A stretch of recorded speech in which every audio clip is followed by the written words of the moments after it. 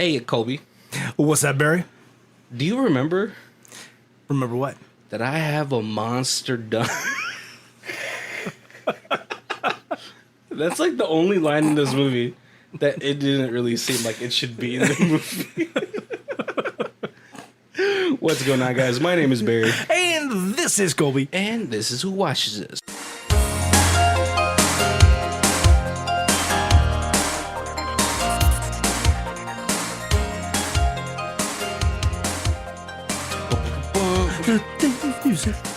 Welcome to the third movie of Who Am I? Mark. So, see, that one caught Colby off because, you know, we've taken maybe a week off. Yes. For personal reasons, right? So, but yeah, today we are, I didn't even get to write something for our first segment. Oh. So now we're going to have to freeball it. Wing it. I don't even know how you would wing this. It's a really hard movie. It's a really hard movie. It has Justin Long. Let's go. Today we're talking about... I think he's like the most famous person in this movie. Yes. Yeah. Today we're talking about 2017's Lavender. It's really hard. Like, how do you even do a trailer for this? And after watching the movie, I was like, I don't understand why the name of the movie is Lavender. Oh, it's I guess they it's funny, right? You never really name drop a movie title in a movie. Right, but it's usually got something to do. If this was called Spirits of the Past or something like that would have been like, oh yeah, no, totally. I'm like, it ended and I was like, Lavender. I think because maybe there is something about lavender that it ties it to memories. It could be something like that. You know how flowers have all sorts of bullshit meanings, right? I know lavender's supposed to make you sleep well, right? I don't know. Well, I think smelling it and then drinking chamomile is it's I don't know. Maybe it's something has to do with memory. Maybe smelling lavender makes you remember things better. Could be. Could be something like that, right? We're not florists, you know? Right. A botanist. We're one guy who didn't finish college and one that took 10 years to finish college. I'm super educated. No, it's funny. It's really funny. Colby's not the only one that's Colby's not the only one that's taking long in school, right? I have one friend that has 3 degrees for no reason. She just keeps racking up degrees like they're championship belts. Right. I mean, good for her though, you know? And then she'll just become a housewife, never actually get a professional career. Oh, no, she's too much of a workaholic. So she'll be alone. It's okay. She doesn't listen to this podcast. I am very indecisive, and so it was every year I was like, oh hey, this year I should change my major to education. Oh, this year I should change my major to business. Well, I should try sociology. Well, to be fair, Colby got to go to school for free. Not free, but free-ish. Free-ish, yes. Yeah, my mom was a professor at UNLV, so I got. So he's super educated. I got the super discount. Colby is the jack of all trades. Yeah, I definitely finished college without any college debt. Working part-time through college. at a Peter Piper pizza. Isn't that?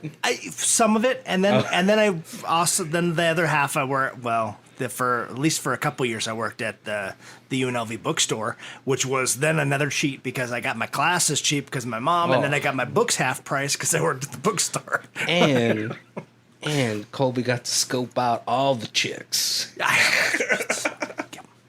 Oh, you need a book? I have it on discount. Oh, man. Yeah, so yeah, we don't know anything about flowers. Just to let you guys know. But that's true. Botany was never one of my majors.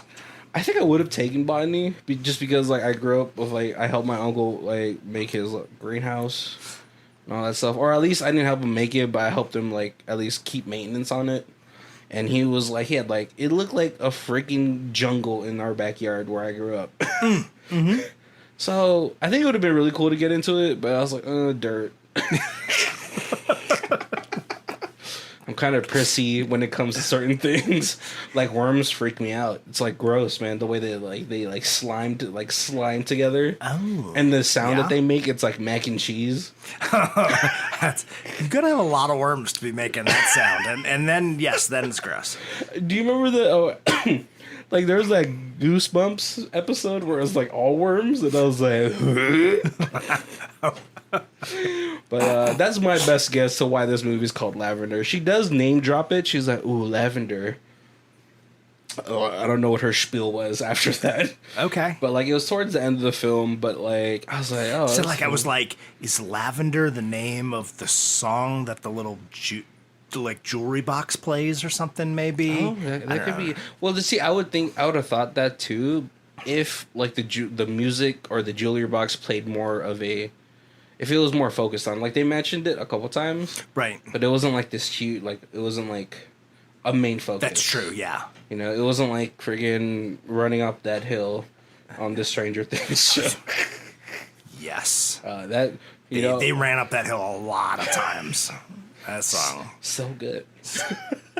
But yeah, so this movie we start off with a police officer is coming to a man's farm, and he's like, "Hey, just to let you know, your brother and your sister, or like no, like your is it brothers or is it a sister? Brother. And I guess the brother's been known to be a drunk, yeah, on occasion. Like, yeah, but like small town, like a fun drunk, you know. Yeah. Well, yeah. no, an angry drunk. Oh, does he? Yeah.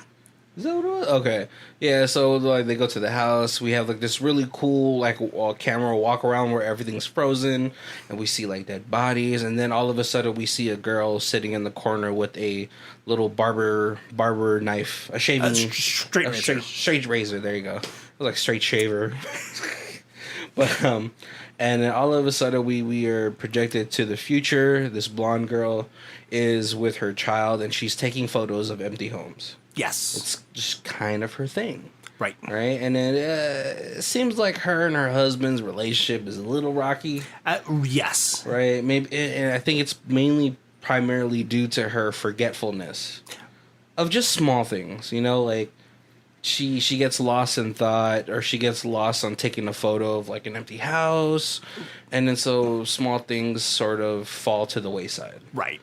And unfortunately, she forgets her daughter at school all the time. Stuff like that. Yeah. Yeah, you know, but they're just having a rough patch. That's what I want to say. Right. Because I still think he very much does love her, but he is pretty. I think he's at the point where he's like short with her because he's so tired of it. Yeah. But one day she's just staring at this photo of this house, and she gets lost, and she again forgets to pick up her daughter, and husband's like, "I'll just get her," and then she's like, no, it's my fault. I'll be there like in 20 minutes. So she's like speeding. She's gunning it in her station wagon. Right. Yep. And all of a sudden she gets hit. Oh no! Well, she sees the little girl. Yeah, she sees the little girl on the road, and Tokyo drifts out of the way into a what do you call that? Like that spinning thing that the car does. Like a barrel roll kind of thing. I don't know. There's like a term for it, right? Yeah, that sounds pretty close. But a tumble. Yeah. She flips the car, barrel rolls into the hospital. Well, not into a hospital. Into a blackout, and then wakes up in the hospital. But you know what I mean. Yeah, and you know her husband and her child are there, but she's like, "Oh, who am I?" Yeah. I wanted to say like Jackie Chan for some but the doctor takes away like the husband. The little girl goes to play outside, and then comes in one of our doctors, Justin Long. Right. The freaking A-lister of this movie. Yeah, so you got like two doctors. You got the psychiatrist who comes in to talk to her. Yeah. And then you have like the neurologist. The neurologist who's talking to the husband. Yeah. And they're kind of like basically the same story. You're kind of getting this flash back and forth between the two rooms as like the two doctors are talking, and the doctor talking to the husband's like, well, no, it looks like she's had a serious accident before, and that there's scar tissue, and that looks like the scar tissues irritated the brain, and you know, This accident has just aggravated like an old injury. right, and that it shouldn't be long-term memory loss, but it may be fuzzy as it comes back. Yeah, and then so for Justin Long talking to our main character, he's like, the brain is a wonderful thing. It has a way of repairing itself and making you remember. Just you have to let the time go by, and so. The husband goes back home with his daughter. He's like, I'm going to go get her fed and we'll be back tomorrow to check up on you. And at that night, Justin Long's like playing like little memory games with her. Like, those little flip cards. Yep. Is that like goldfish or something? Not goldfish, but like, I remember there's a card. I think it's called memory. Oh, is that what it's called? Okay. Yeah, they're playing that game and he's just like trying to comfort her. And I was like, man, Justin Long going above and beyond, even in this B-rated movie. Right? I think that guy is like in other movies. I just don't ever remember him. But like, what's it called? Yeah. Oh, where's he in? He's in Pacific Rim as Yancey Beckett. After Earth. No one watched that. Did you watch that movie? I did not watch that. Okay. All right. Oh, well, he's in Lucky Number 11? Oh, as the Ginger. I liked that movie. Yep. I know. Whatever happened to what's his face, Josh Hartnett? I just kind of fell off the earth. Maybe he just got into like more artsy projects. But yeah, this guy's also in a bunch of TV stuff, so he's not like small, but he's not exactly like.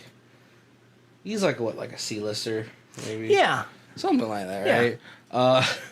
A little tangent for you there, but like no, we what's it called? Before she gets in the accident, she actually takes a photo of this one house that is like speaking to her, and so she asks for paperwork, and she finds out that she's the actual owner of the house. Well, yeah, she hadn't found that out yet because the paperwork gets delivered while she's in the hospital, and so actually her husband finds out first, and he's like, "Why did you order the?" What made you feel like you needed to order this paperwork? Because it says that, you're one of the owners. Or she's the owner. Or the owner. And then her uncle is the caretaker. And the way that they've been paying the property tax is like through a trust fund. Right. From like probably like her parents and stuff like that. Yeah, and that's when you learn that, like you start to realize that from that weird crime scene, she went into foster care and she has no memory of her life before that. Yeah, and that was weird to me, right? So she's actually lost her memory twice. Yeah, twice, second time. But like no, so like after like they get out the hospital, they start trying to make way to this farm, right? She wants to meet her uncle. Right, because she was in foster. She thought she was an orphan. She didn't know she had any living relatives. But before that, right, like, all right, just to let you guys know, like, it's kind of hard to, like, drop it in here or there. But there's moments where she gets, like, these little boxes with, like, ribbon in there, and they have, like, clues to, like, her memories. Right. So she gets it throughout the movie. A little key. One's a little plastic doll. One's like half a photo. So it's pretty crazy, right? A jack, like the little ball and jack thing. But like before they get to the farmhouse, they actually stop by this little festival or harvest festival. Right. And while she's looking around, like the father and daughter like out doing their own thing, she's at this antique shop. She sees like a photo or like a news article, and it's her. Right. And she realizes it because as she reads it, she sees her name, and she's like, "Oh my god!" And then the person's like, "I know, really shit the town." But right then, she gets a call from Justin Long, and he's like, "Hey, what happened? We were supposed to have an appointment." And all of a sudden, like as they're talking, she sees him in the same spot. Right. Yeah, like across the general store. Yeah. And then so she chases after him, but Justin Long's able to parkour his way into a corn maze and lose her in there. Yep. And I was like, oh my god, is Justin Long a ghost? But they end up going to the house, and they finally meet the uncle. He's like, yeah, you can come anytime. The uncle explains like, hey, like I didn't take you in because I don't know a damn thing about a kid. Right, and I felt like, it would be better if you had foster parents and you actually had a family that could raise you, because I don't know nothing except for, like, milking cows and growing corn. I only know about farming. Yeah. But I was like, I know you still and take the kid he's in, a somebody, too. Oh, yeah, he's pretty famous. He's always... McDermott, right? Yeah. Dermot Mulroney. Oh yeah, Dermot Mulroney. He was on in Young Guns. Oh, as Dirty Steve. Dirty Steve. Yeah, he's in a whole like the guy's work is it's in there. Yeah, he's good looking guy. He's been in like a lot of romantic comedies. Oh yeah. And I always think it's funny how he always plays like sort of like. Oh, he was the voice of Hal Jordan. Oh, okay. Yeah, yeah, that's the one playing the uncle, and she like forgives him. But I was like, man, I think you still take in the family, Then you're just living in an '80s sitcom. But like they like check out this house and they're already moved it. Right. Yeah. I guess the uncle's been like. Well, she's getting like a little bit like the her psychiatrist is like, hey, yeah, if you spent some time in this old house, at least like go and visit it and take a look at it. It may help spark some of these memories. It may help, connect some of these neural pathways, help you remember things. And so she's like. At first, she's like, I don't want to do that. But then when she's at the general store, when she's on the phone with him, even though he's across the store, she's like, yeah, no, I missed the appointment because I decided to go down and take a look at the house, and we're probably going to, stay there for the weekend kind of thing. Yeah, I know, but it's still kind of wild just because I'm like, that house is where your family died. Right, but she still doesn't really remember that. Yeah. Her family certainly doesn't know. Oh, yeah. They know that the family died there, but they don't know it was like murder scene. Right? Oh, man. But, yeah, throughout this whole time, though, like, the daughter seems a little off. She's like... Yeah, Susie. I'm like, where the fuck is Susie? Right. And as they explore this house more, they uncover little secrets, a little bit of secrets here, little secrets there. So freaking Alice starts acting all weird throughout their whole stay. Right. In that house. Talking to imaginary friends and... Yeah, even one night she wakes up, the mom, our main character, and she's like, I want to show you something. And it's like two girls in the sister or like someone's room, and one of them doesn't have a face. Right, and they're talking about like how tricky fairies are or something, and like and then so she like the next day she was like, Dad, did you know fairies are tricky and they try to lie to you? And he's like, where did you hear that from? Yeah, some girls told me last night. He's like, okay, yeah, let's go skip some rocks on the lake. You silly goose? Yeah, it's freaky. And then, but like, what's it called? The girl that the main character saw that made her crash was the girl in the room. Yeah. And so slowly but surely, this is getting nuts, even more so. Right.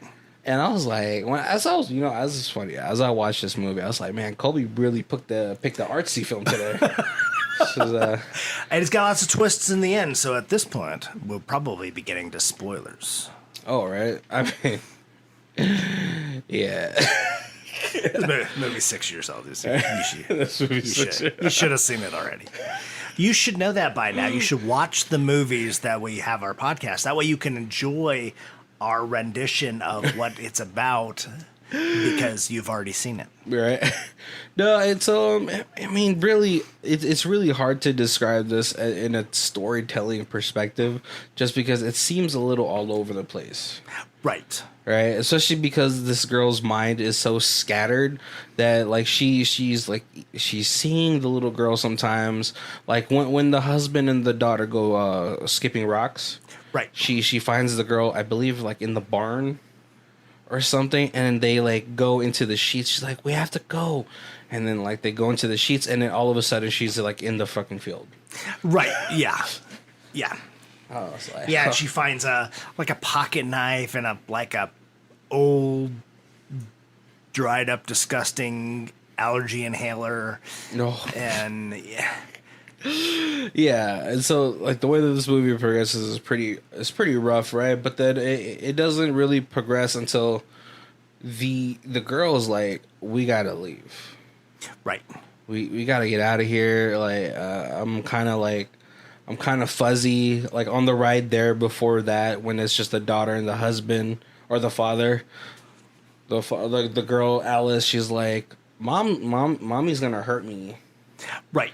And he's like, well, what makes you say that? It's just like, it's not going to be her fault. It's just going to be an accident. But she's going to hurt me. I was like, you don't want to hear your kid say that. Yeah. Yeah. and then also during that time, now Alice is getting full-blown sort of haunted by, like, things. Yeah, like, it's hard to tell. It's like flashes of that little kid past, start like flooding into her brain, and like so some of the stuff she can't tell the difference between these past memories and reality and what's what. Yeah, and it's pretty jarring even watching it as like an audience member.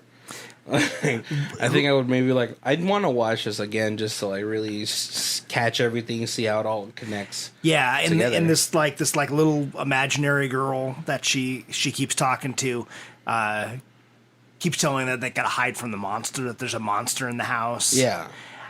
And then you're like, there's a monster? What? Right. I don't. But then, yeah, lots of times you see stuff like walk by the little shadow of the door, right, or like the closet door closes, like slams closed. And everything locks. is like in the corner of your eye type of situation.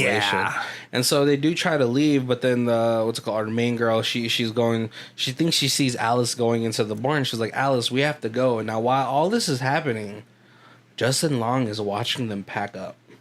Right. And if you ever look at Justin Long's face, he's like, if he's just watching it, he's like, no. But like when she gets into the barn, she actually sees the little girl whose name is Susie, and Susie goes, "I can't let you leave." Right. And they're like, "What the fuck?" and then so the girl, she starts choking Susie. Oh no! And then all of a sudden, Alice calls her mom. She's like, "Hey mom, what's wrong?" And she's like, "Oh yeah, we could just sing the Seven Fairy song." Right. And this is where she totally flips out. She's like, where did you hear that song? And from our perspective, or from like the view that we get, it looks like she's just shaking her daughter, but she's actually choking her. Right, yeah. And the husband's like, what the fuck are you doing? Yeah. Yeah, I don't care how fuzzy things are. That's still your daughter, and you're not allowed to choke her. Right. But then all of a sudden, she starts having an asthma attack. Right. Which they're like, she doesn't have asthma. Right, but she's like, my sister used to have asthma, so you got to get her to the hospital. Right, but then like when they try to go, like the wheel of their car is like, it's been stabbed through. Oh, yep, yeah, it's been let out.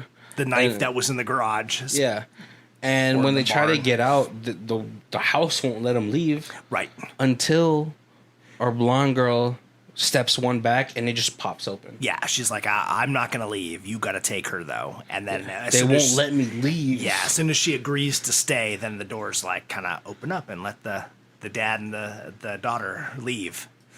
Well, yeah, but I think it was like it was almost like a fucking video game. Like she was like too close. Right. So the door wouldn't open. So she like stepped one back. Yep. And it just pops open.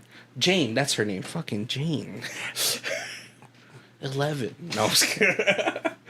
And so, yeah, when she's stuck in this house, she's going through this whole trip of memory lane. Right. And it's also because she realizes that Justin Long is her dad. Yes. Right.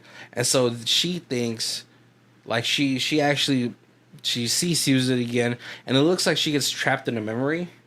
because Susie's like, we have to go underneath the bed or else the monster will get us. Right. Yep. And so they go underneath the bed, and and she gets pulled out from, like, Susie gets pulled out from underneath. And all of a sudden, we find out that, thankfully, I was like, oh, it can't be Justin Long. Right. Please don't be fucking creepy Justin Long. Right. And that's totally what you were thinking. Oh, I totally thought Justin Long was pedophiling it up. Yep. But we actually find out that it's Uncle Patrick. Who's pedophiling it up. Yeah. And he's got himself a He's all like, hardcore crush on Susie. And he's like, oh, come on, little girl. You know, we're going to play a game. You don't have to tell nobody. It's our little secret. No. Right. It's always, I feel like, is there like a pedo manual out there? Because it seems like it's all the same game plan. Like, I'm going to bring you a gift. And then, you know, good girls keep secrets, right? I'm sorry I'm doing this in a southern accent. I think they're in the South. You know? They are in the South. And yes, yeah, McDermott has definitely has a southern accent. So, and it seems like he's gonna get away with it, right? What's happening? But what's it called? In the memory, then Justin Long comes home drunk because wife brought him home because he got too drunk wherever they were at. Yeah, and they were supposed to be out all night, and then when they get home, like they kind of stumble in upon pre-rapey. Well, yeah, because Susie starts like, Mom, and then so the wife goes up. She doesn't know what's going on, but she takes Justin Long's hammer because I guess he's a maintenance man or a handyman. Yeah, and she sees her brother-in-law about to trying to molest. Yeah, no moleste, por favor. And she gets a good shot in, but unfortunately she gets smacked and just dead. Yeah. When he takes the hammer and hits her back, he's a big guy and she is not a big woman. He's a farmhand. Yeah. You know, that's them farm folk. Yep. So strong. Right. They're like, it doesn't matter. Like, they could be big or small. They're all strong. I think one of my friends said, he's like, you know how you just really have a real good functioning body if you're just a farmer. Right. Yep. You're doing shit every day. Like, everything's all functional. Just strong, man. It was super traumatizing for Jane, right? Because she sees like her mom when she's hiding underneath the bed. And Susie, she's going into an anxiety attack, into an asthma attack. Yep. But Janie runs, and she runs into the bathroom. She hides a straight shaver behind her, nicks Uncle Patrick in the face. And then as she's trying to run down, Justin Long wakes up. He's like, what's all this commotion? But they bump into each other. Right at the edge of the stairs, yeah. Yeah. And so they fall down the stairs. That's where she hits her head and gets her initial brain injury. Yeah, and Justin Long. And she has the straight razor, and he's trying to, like, grab her to keep her safe, but with that straight razor, she just... Did she? She stabs him in the throat with it. Did she? Yeah, and so that's why when at the very beginning, when the police come in, she's sitting in the corner with the straight razor and, like, all covered in blood. Oh, I thought like he fell and then he just hit his head really hard and then... I think that happened too. Yeah. Like he knocked himself out so he couldn't like stop the bleeding. Oh, that was rough. And Uncle Patrick sees all the damage he's done. Susie dies from her throat closing up during her asthma attack. Right. She doesn't obviously his sister-in-law's dead. He sees his brother on the floor, but he puts the hammer in the brother's hand. Yep. He's like, well, because he thinks all four of them are dead. So yeah, he's like, no use crying over spilled milk. Right. Yep. And he walks away. Janie wakes up. She's like, oh my god, like what's going on? Because she now has amnesia. Right. And so after she has this whole revelation, and then so then the police come in. They see mom with a smashed hammer head. Dad at the bottom of the stairs stabbed in the neck, and a little girl with the straight razor, and they're like, "Oh, she saw her dad kill mom, so she stabbed him to save herself. Yep. That, that's when yeah. Case closed. Yeah, Yeah. like, it's 1985, Right. There's no way, like DNA stuff was like still way beyond them. Right. Yeah. But the husband comes back. He's finally able to open the door, and then she's like, "Where's our daughter?" And he's like, "I dropped them off at Patrick's." Right. I think that was the only safe place to go. Yeah. He's like, "Oh my god, he's gonna diddle our daughter." Right. He's gonna give her the little diddly do. How are you? Yep. And okay, it seems like maybe Patrick isn't that anymore. That's a pretty fucking traumatic event. You're like, oh my god, my pedophilia causes a whole family to die. Maybe he stops, right? But he's like, you want to go tipping cows? He's like, all right, I'll take you. But first you got to do something for me. Right.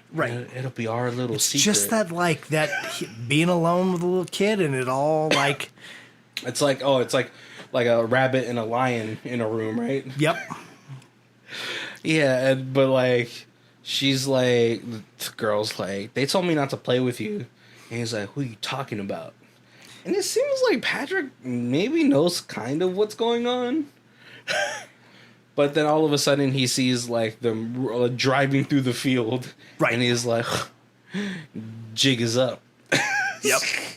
And so they have like this whole standoff in the barn.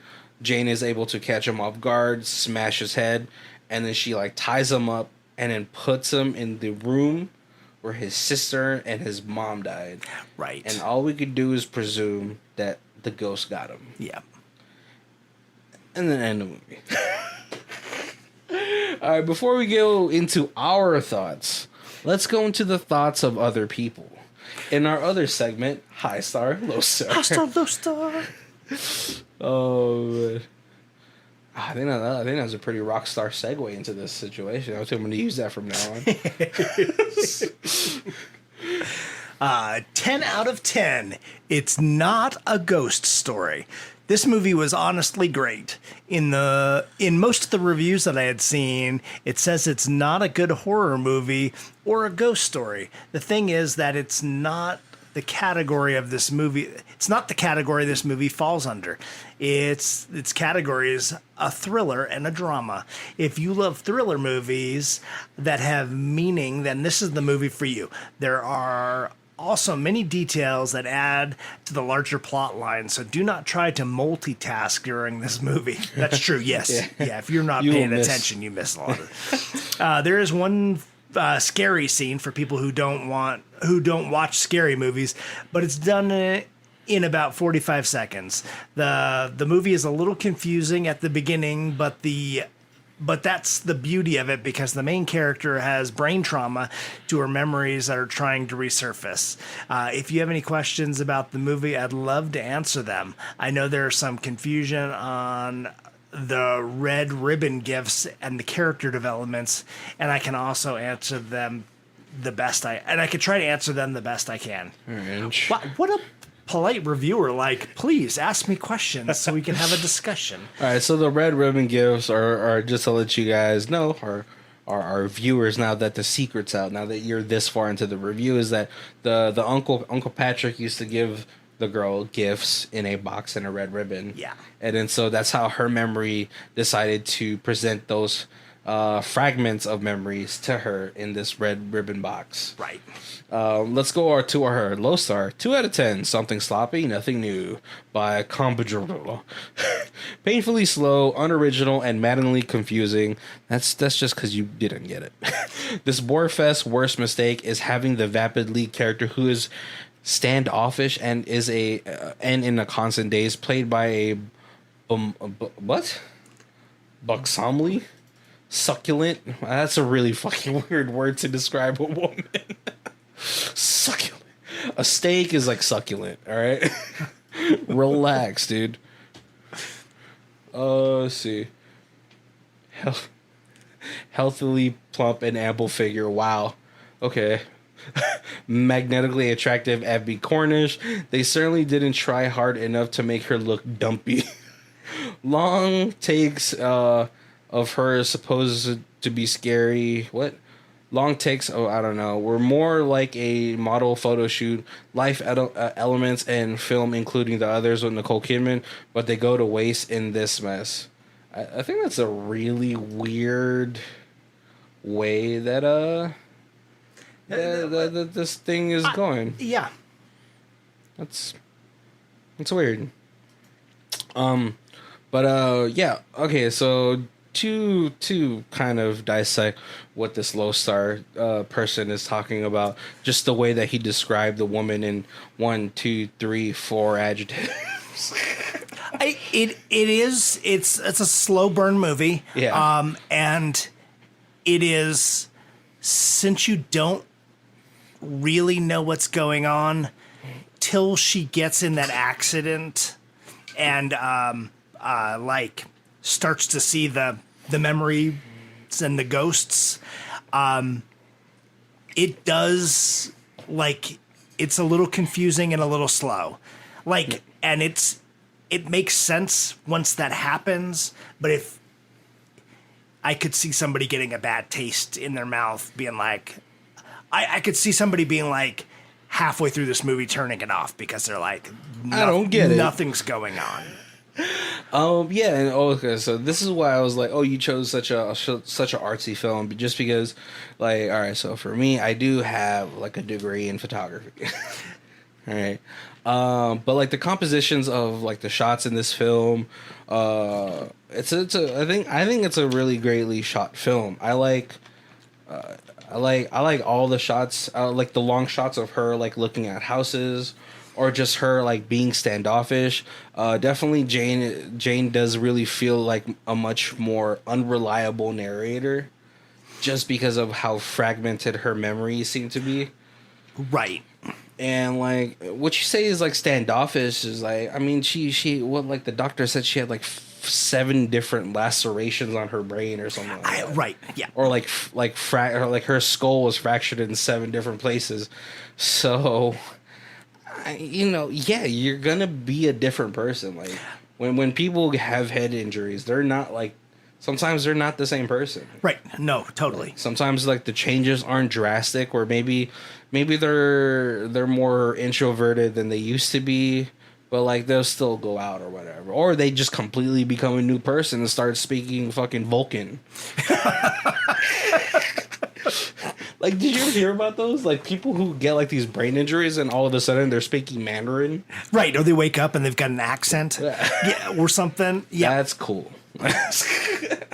I would love to just do all of a sudden, though, like knowing my luck, it'd be like something super not cool. Yeah, no, yours would be like hardcore German. just all bad, like nothing sexy whatsoever. Yeah, right, yeah, you'd be like Dolph Lundgren from Rocky. And I don't have the stature to pull off that accent. Like it's just not gonna happen. Or it'd be like what's it called? Like those old timey Russian accents where like it's like offensive. It's like borderline offensive. In Russia, car drives you. Like, wow, are you doing a bit right now? It's like, of course not. Not doing bit at all. The inflections are just constantly falling and rising. Yeah. Yakov Smirnov. Oh, is that who it is? The old, like the Russian comedian from like the late 80s. Oh, was that his bit? Yes. And then it'll be like the Wookier Wessels. Yep. Is that him? Yep. Oh, okay. I just know that from Simpsons. Mm-hmm. They always like there's like some parts where they did that bit. I was like, yeah, see, that would be the one I would wake up with. What would you wake up with? What's like your It'd be like the Netherlands. Yeah. Oh, donkers. Like it's almost just as offensive.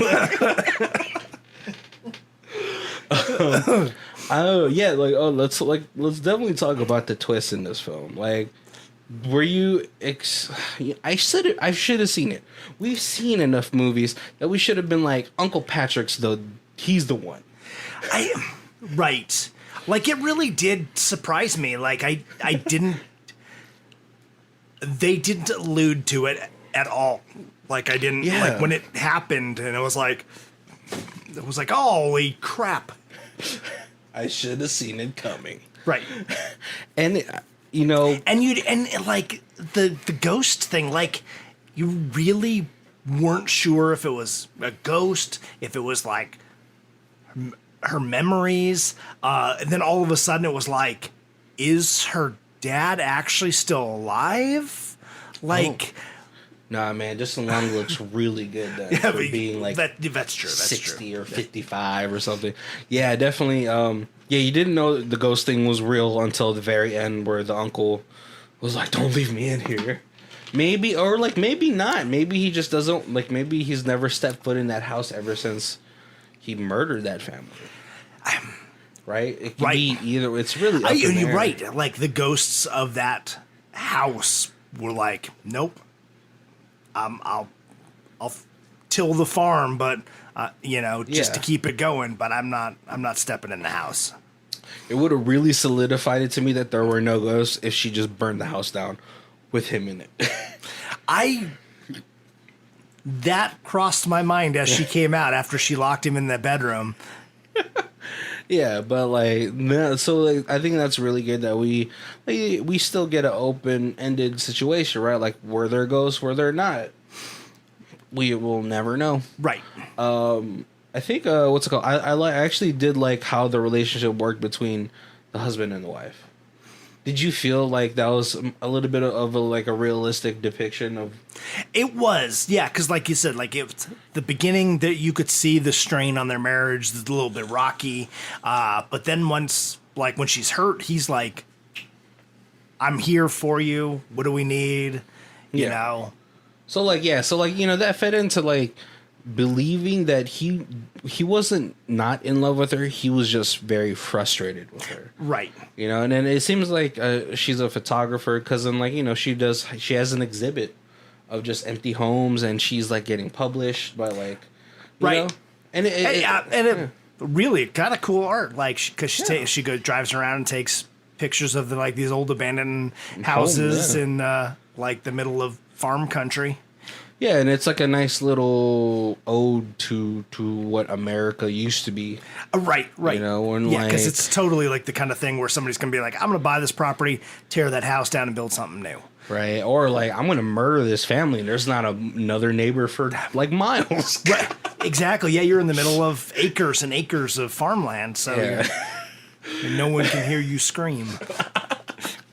It's terrible, but that's like that always like okay. So when I think I was like 12 or something when I first watched Scream, and I was like, see, why would anyone ever want to live there? Like, do they live on a farm? There's like not another neighbor for like a mile, and I'm like, why would you do that to yourself? You're just like, you're just an easy target, right? I know people get murdered in apartments all the time, but like at least you have a chance of somebody hearing. Right.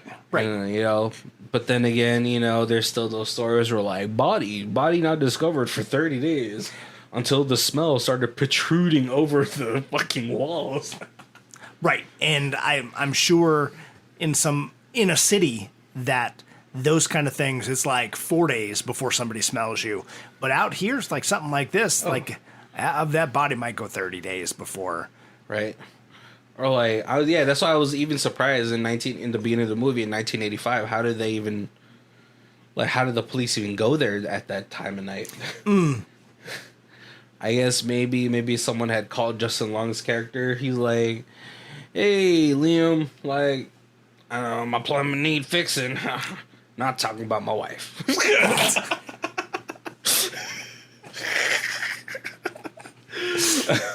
Yeah, cool. Like, so, like, besides all the twists, like, did you, like, in your head, was it pretty embedded that, like, you're like, Justin Long is a ghost?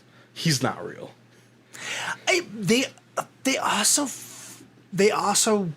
could give you could be getting the impression that she's blocked out these early memories because she did it, that she actually killed her dad. And that would have been so good too. Yeah. I mean, like, I guess we already believed that she did it, right? Right. Like, and then interesting. There was a lot more little twists than. There was definitely a lot of more, like, there was, like, a lot of different lines of play that this movie could have went through. Yeah, the onion. Just peel back the onion. The way I was thinking about it was like a magic game. For some reason, I've been watching a whole lot of, like, cheaters getting caught cheating. Like the infamous deck shuffler. Yes. Where they put a land on top. I was like, that's dirty. Oh, cool. As someone who used to run games, did you ever catch somebody cheating? I caught somebody when we used to play Mage Knight using loaded dice. Loaded dice? Yeah. Is it like weighted dice? Yeah, so that it would always come up with six up. Dirty bastards. Like, why cheat? Right. You know? And it was one of those dumb things where he didn't use it all the time, but whenever he was like, oh, this is the kill shot. If I don't make this, let me pull out my lucky dice. And he pull out like his dice, and he would always be like, yeah, I'd always roll 6. Got my lucky dice. Were you the one that got it? And I was like, are you serious? Like, you're announcing that you're going to be using some lucky dice. Were you the one that caught it? Yeah. Oh. And I was like, let me see your dice. And then I rolled it like 10 times. And it was like 8 out of 10 times rolled a 6. And I was like, you can't use that's cheating. And he's like, what do you mean? They're just my lucky dice. I'm like, no. Weighted dice that's cheating, not luck. Would you have believed it a little bit if you like started holding your hand like, Colby, these hands? You just started like revering your hands. I really don't think he realized, like he honestly like had that look on his face like, no, I'm not cheating. These are just my lucky dice. They're supposed to roll 6s because they're lucky. What? And I'm like, no, they're rolling 6s because they're weighted, and that's cheating. And he's like, it's not. No, that's no. They're just dice, but they're just, they're packaged as lucky dice. Oh, and I'm like, do you not understand what that means? You're not a 12-year-old. You're like a 24-year-old. Oh, you that was a grown should man. Understand that is that means cheating. It's cheating. Yes. Oh man. All right, nice little tangent for you guys from a comic book / game store owner. But yeah, no, I think I actually like the daughter in this one. I typically find children annoying in movies. Like, I was like, I already have to deal with you in real life sometimes. I don't want to have to deal with you in my movies. Like, in anime, it's, like, totally fine. They're, like, adorable. But, like, real life. But, no, I think she played, like, her role pretty well in this movie. As far as, like, skirting the line between, like, being creepy and not. Right. Because, she's like, she wants to do normal shit like skip stones in the lake. Right. But then she'll play with the goat and, yeah. Oh, I thought you said play with the ghosts. No. But she did, I think. She did play with the ghosts. See, and so there has to be ghosts, right? Yeah. If she's seeing the ghosts. Right, yeah, because that's the other thing is, kids that age have imaginary friends. And then, she's just talking to somebody who's in, like, the bedroom. And you walk in and you're just like, oh, I was talking to Susie. Yeah. And there's no one there. And you're fuck like, that, dude. Oh, good, nice. If I ever have a kid, I'm like, and she's like, can my imaginary cut that shit out? There's no imaginations here, right? Right. I'm fucking putting you in ballet or some shit. All right, you're gonna have fucking friends, like real friends, real tangible friends. Like, it was like somebody was like Sinbad or some comedian, and he was like, "Oh, you're talking to your imaginary friend, and he's telling you to do things." Yeah. Well, Tyrone, come in here. Tyrone's my imaginary friend, and he's gonna kick your imaginary friend's ass if he keeps telling you to do bad stuff. That has to be Sinbad. Yeah, dude, fucking yeah, because kids like okay, so like you had a daughter or you have a daughter, right? Right. Yep. Not had. Teresa, don't kill me.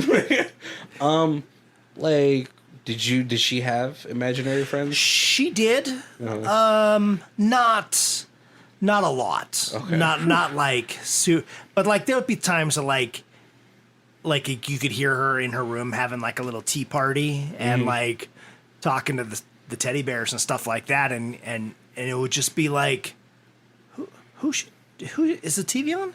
Yeah. Is she on the phone or something? And then you open the door and she'd just be sitting there, like pouring imaginary tea, and you're like, oh, okay, there's nobody in here. I'm gonna go back in the other room. She's like, there's a homeless person in my closet. What? No, yeah, I don't know, man. Like, yeah, every time, like, even now, like, I listen to a whole bunch of like scary podcasts. And there's always episodes where like, oh yeah, does Susie have an imaginary friend? Find out. Like, nah, no, she doesn't. She fucking doesn't. Right. Yep. I will shake a kid. No, I'm just kidding. Oh man, but yeah, this movie really just it ends up just ending open ended. Right. But yeah. All right. Well, just to let you guys know, we're coming up to our hour. Thank you for joining us. If this is the first time you guys are joining us, make sure to check out our commentary channel on YouTube, WWT Commentary YouTube. But yeah, if this is the first time you guys are joining us, thank you guys for joining us. Make sure to check out the rest of our months. We have theme months like Nicolas Cage month, Van Damme month, Ninja month, animatronics month. It's all crazy. But since this is the first time, we do our reviews in 4 sections. We have Stream It, DVD It, Blu-ray It, and the Who Watches This Ultimate Box Collection. Colby, where are you at? This director has a couple other movies, and they all seem to be slow burn. Okay. I would be intrigued. I'm not sure I'd go straight to Ultimate Box Set to get his whole collections without seeing at least one more of his movies. But after this, I'm intrigued to see more of his movies. That's good. I'd probably go Blu-ray on this. That'd be. Especially you got like a fancy, like if you had like a steel box, some kind of fancy packaging. Oh no, it's the box with the red ribbon on it. Oh yes, it comes like a little white package, red ribbon. Did you see? Sorry to totally like. Boop, they're releasing all the box sets for the seasons of Stranger Things. Oh, and they're coming in. It looks like a VHS clamshell, and then you open it up, and it's a VHS tape, and then the DVDs slide out of the bottom of the VHS tape. That's cool. Like, I want to get it just because that is just cool packaging. Oh, I'd really wish they would wait for the 5th season, though. And they've only released the first 3, and they're like, sometimes when they do that, they don't... if they're not good sellers, they don't continue everything. And it was like, and how would you have like 3 VHS clamshell boxes and then like next to it like 2 DVDs? That would just be so terrible. Now, see what you do, right? With real viral marketing, right? You have all the episodes on a Betamax. You're like, yeah, good luck playing that, sucker. Yep. No, but for my rating for this movie, Blu-ray is a pretty easy watch. I think because like slow burn movies are so popular now that a lot more people are willing to watch those things, and I really truly couldn't guess what was happening in this movie. Like usually you could be like, oh yeah, Uncle Patrick's diddling. Right. And like that one person said, it was like nothing original. Yeah, I'm like, it's the person who lost their memory and they've got, they can figure it out. There's a lot of things that are not necessarily original, but like they put a bunch of different ideas together so that the overall story comes across much different than anything I've seen. Yeah, I think it like because it's a pretty dangerous line to skirt, right? Because there's so many different themes in this one movie, but I feel like they were able to navigate it pretty well. Yeah, and still make it sort of like, you know, I mean, it ends up kind of cliche, like lifetimey at the end of it, but still, like, you know, like we watch a bunch of movies for this podcast and just for our own enjoyment, and we still couldn't kind of guess where this movie was going to lead to. Right. So yeah. I think just with that, it warrants for you to pass it on and be like, hey, watch this movie, tell me what you think. Yeah. Oh, definitely. All right, guys. Well, thank you guys for joining us. Make sure to check out everything down below that we have. We should have a link for our YouTube channel down there for you guys to check out our funny commentary on random movies. And of course, if you're following our Facebook, which you should be, Right. we will be posting all our YouTube stuff on there as well. And that's always the easiest way to get a hold of us and ask us questions and send us suggestions and comments and tell us how much you hate our podcast and what we need to do to make ourselves better. You guys have been at it for 2 years. Give up. But thank you guys for joining us. My name is Barry. This is Colby. And this is Who Watches This. If you guys want to see or does our theme music, it is Lee Rosevere. It's called Arcade Montage. It's on her album Music Podcast 3, and her Bandcamp is down below. Thank you.